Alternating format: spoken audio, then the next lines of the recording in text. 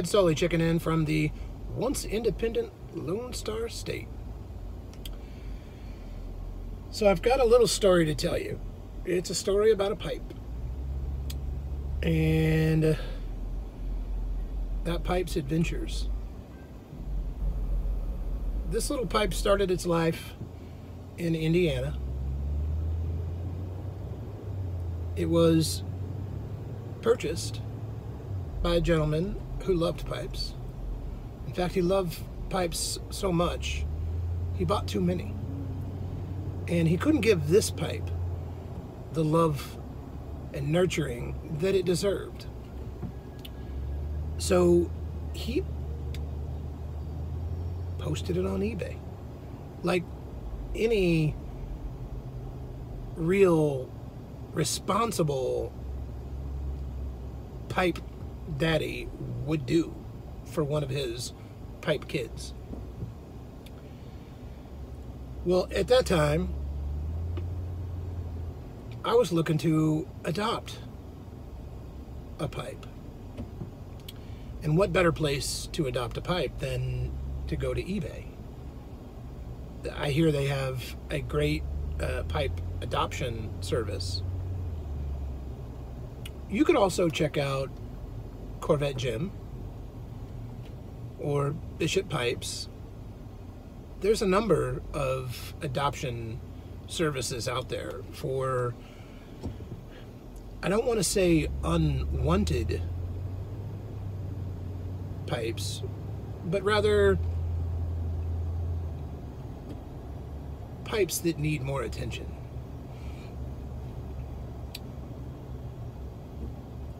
So I checked out eBay, and they had some pipes up for adoption. And I found one pipe that I really liked. You see, I was looking for a pipe that could join me on my travels in my truck.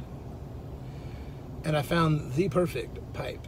It was short, kind of fat, like me, although I'm not short. But I thought we'd make a really good pair, you know? Like I could raise him the right way, and I could bring him up in the ways of tobacco.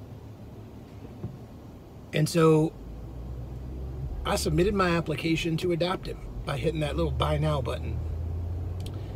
And I thought all was happy that one day that pipe would show up on my doorstep and I would give him the love that he deserved as a pipe kid, you know?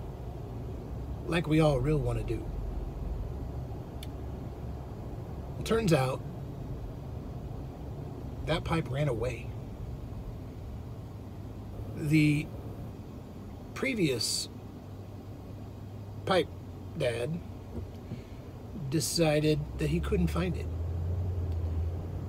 He couldn't find that pipe. My theory is that that pipe was starved for attention and it found another home. Not on purpose. I think it just found another home. But the good news is that this particular pipe dad, he was fond of adopting pipes, and he had done so quite frequently. And so he was able to find another pipe that he thought I might be able to adopt. And sure enough, he found one, and he sent it. I agreed to it. It wasn't exactly the pipe that I wanted, but when little Billy showed up,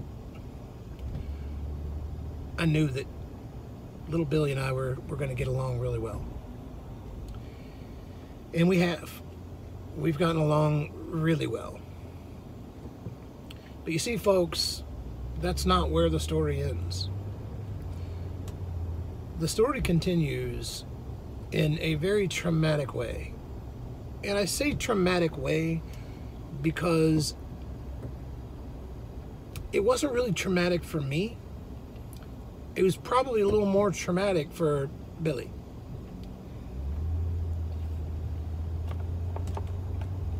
Billy's gone with me on many of my travels.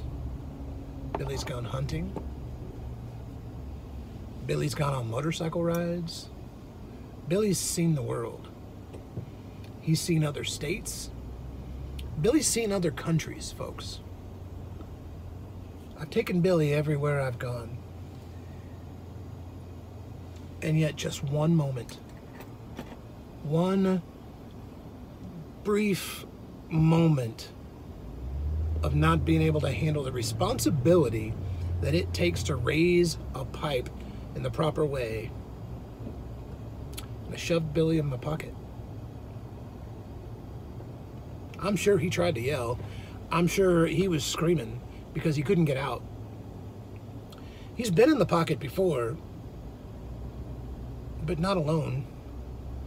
Not after that pocket wasn't on me anymore.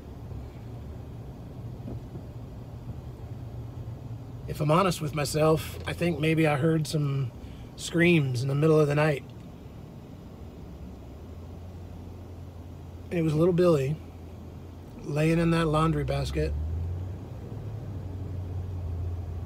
screaming so that somebody might hear his call and come get him out of my pocket. I'm ashamed to say, folks, that that didn't happen.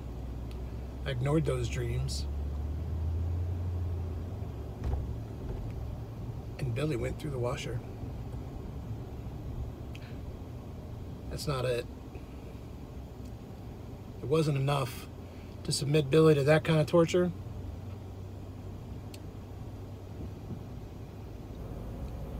He went through the dryer too.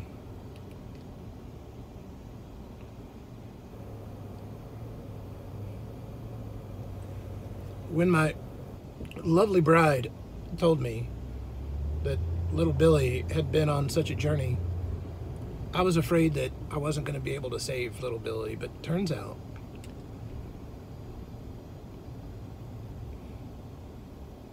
little Billy, he's a tough SOB.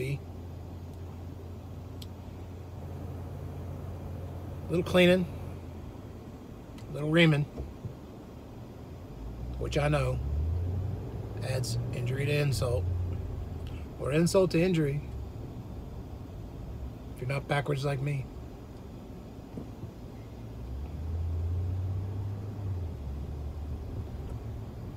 And Billy survives to smoke and travel again.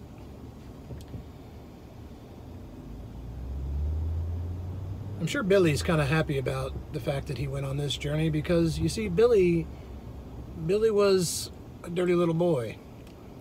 He didn't like taking showers. He didn't like being cleaned. So I obliged him. Very rarely ran a pipe cleaner through him. Never cleaned him.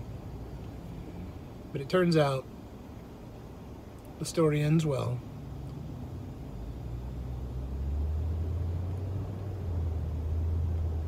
Billy's back in service. And all is good, folks. Make sure you keep that rubber side down. And remember, listen to those dreams, folks. It's probably one of your pipes screaming at you for attention. I'm real glad, Sully.